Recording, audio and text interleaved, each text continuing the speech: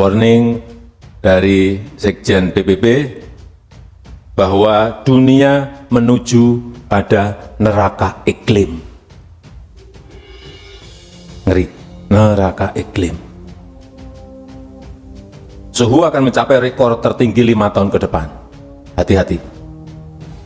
Dan 1 tahun terakhir ini kita merasakan betul adanya gelombang panas, periode terpanas. Di India bahkan sampai 50 derajat Celcius.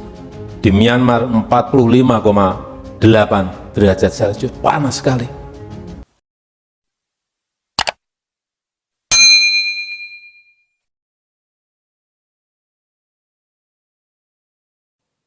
Bismillahirrahmanirrahim. Assalamualaikum warahmatullahi wabarakatuh. Selamat pagi, salam sejahtera bagi kita semua. Om Swastiastu, Namo Buddhaya, salam kebajikan.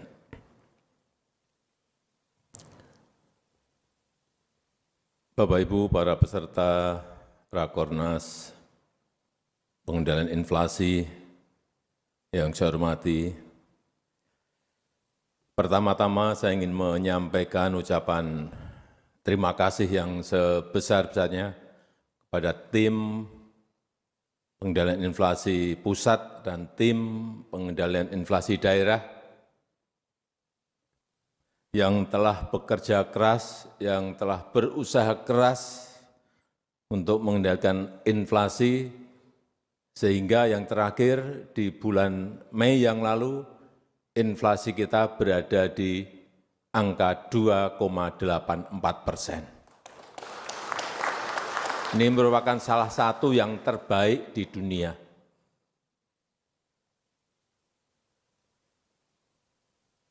Kalau kita ingat, di tahun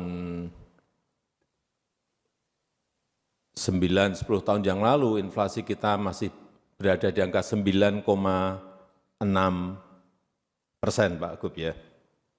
9,6%, dan atas usaha keras kita, sekali lagi, berada di angka 2,84. Dan saya tahu setiap minggu oleh Mendagri di absen satu persatu inflasinya berapa, dibuka secara gamblang berapa angkanya di provinsi ini, di kabupaten ini, di kota ini, sehingga semuanya tahu. Setiap ke daerah juga yang saya tanyakan sekarang selalu inflasinya berapa Pak Gub? Growth-nya, pertumbuhan ekonomi berapa Pak Bupati, Pak Wali Kota? Selalu saya tanyakan itu supaya kita semuanya peduli, aware terhadap hal yang sangat penting. Karena begitu inflasi naik, misalnya 9,6, pertumbuhan ekonomi kita di angka 5, berat yang merasakan adalah rakyat. Sekarang inflasinya 2,84, growth pertumbuhan ekonominya 5,11%. Nah ini segar kalau seperti ini.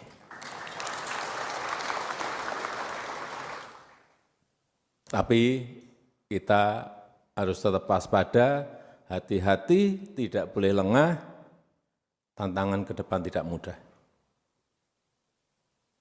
Saya kira Bapak Ibu semuanya sudah mendengar warning dari Sekjen PBB bahwa dunia menuju pada neraka iklim. Ngeri, neraka iklim. Suhu akan mencapai rekor tertinggi 5 tahun ke depan. Hati-hati. Dan 1 tahun terakhir ini kita merasakan betul adanya gelombang panas, periode terpanas. Di India bahkan sampai 50 derajat Celcius. Di Myanmar 45,8 derajat Celcius. Panas sekali.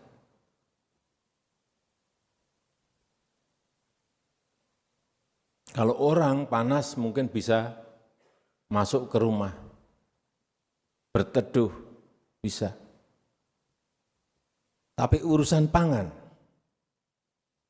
hati-hati masalah ini.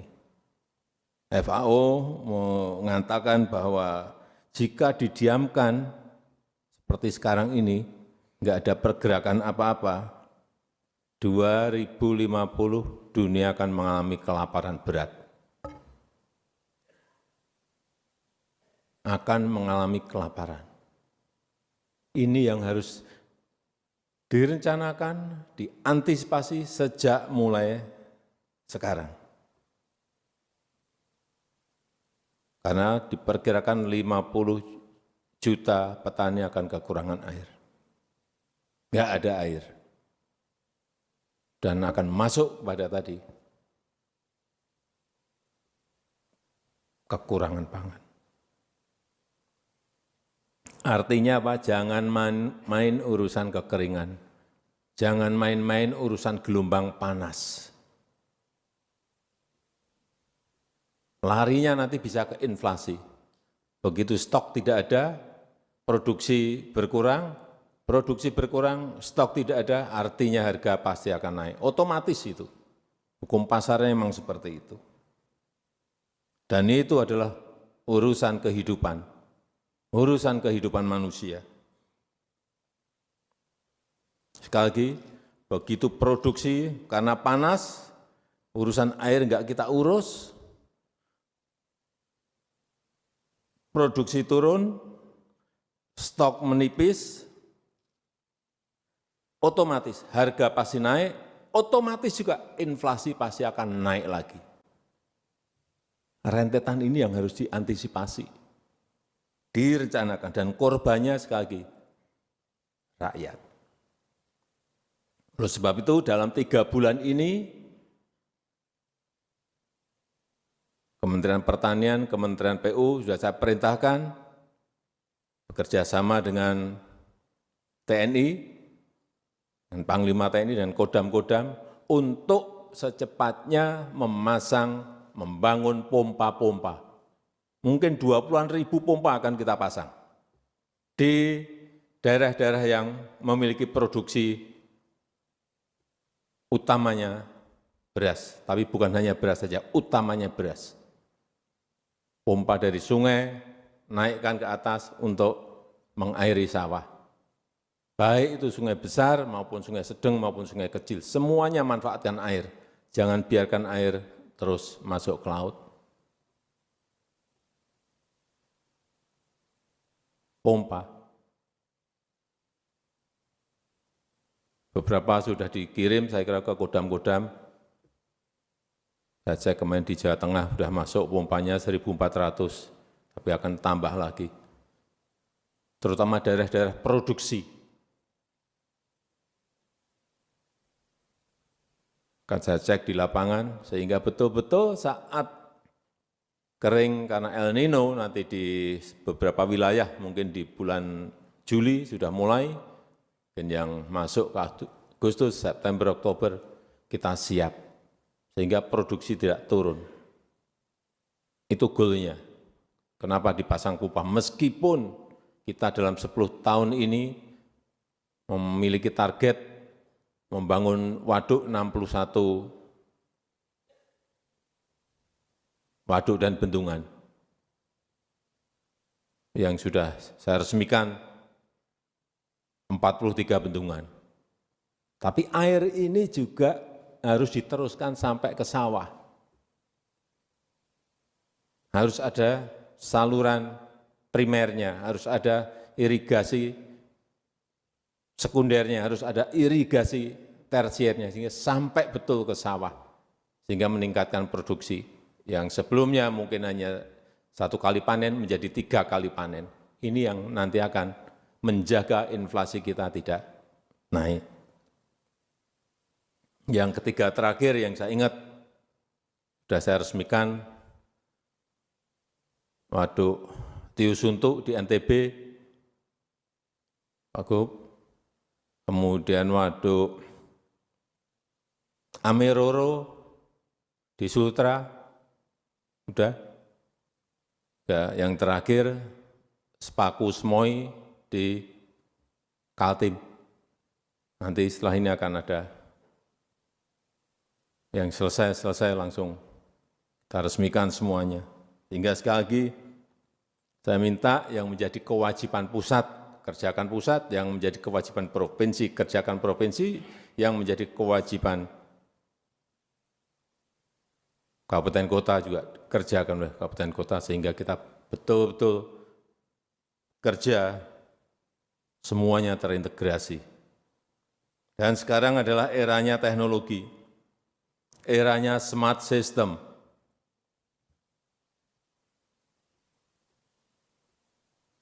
Utamanya di kabupaten, kita harus bisa mengupgrade sistem pertanian kita menjadi smart agriculture, terutama untuk unggulan-unggulan yang ada di daerah kita masing-masing. Melakukan penelitian, nggak usah banyak-banyak, semua diteliti, nggak usah yang menjadi unggulan satu aja, teliti, riset daerah.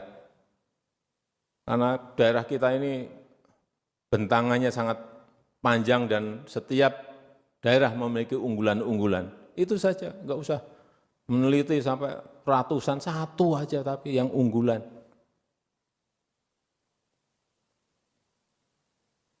Lakukan riset, buat percontohan, berhasil, copy, replikasi. Tugas kita itu. Dan juga undang investasi untuk membangun industri pengolahan, untuk membangun pabrik pengolahannya, sehingga nilai tambah dari setiap produksi yang ada di pertanian perkebunan kita menjadi berlipat. Bangun juga sistem distribusi yang terintegrasi. Ini sudah dilakukan sekarang oleh RRT. Sehingga betul-betul sistem distribusinya betul-betul terintegrasi. Betul. Saya kira kalau koordinasi pusat dan daerah bisa berjalan, apa yang tadi saya sampaikan akan bisa kita lakukan. Saya rasa itu yang bisa saya sampaikan dalam kesempatan yang baik ini. Dan apa yang sudah kita capai agar kita terus perbaiki sehingga inflasi bisa kita jaga dan produktivitas utamanya di pertanian perkebunan kita juga terus bisa kita jaga dengan baik. Terima kasih. Wassalamualaikum warahmatullahi wabarakatuh. Kita kepada Tuhan Yang Maha Esa, marilah kita berdoa bersama yang akan dipimpin oleh Imam Besar Masjid Istiqlal, Profesor Kiai Haji Nazaruddin Umar.